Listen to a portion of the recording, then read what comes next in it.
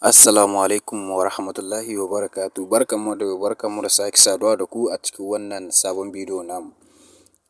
Mun gode ƙwarai da gaske kamar yadda kuke ba mu goyon baya 100% sosai al'umma, insha Allahu muna godiya matuƙa sosai.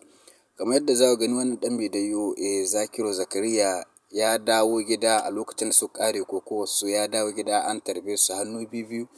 Kamar yadda za mu saka muku wannan ɗan bidiyo ku gani insha Allah. Muna tare da ku al'umma.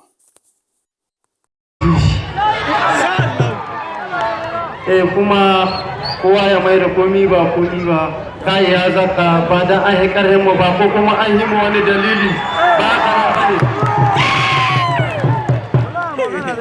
Da haka ai hakuri a shirya gaba, in Allah ya yarda mu ma za mu rama.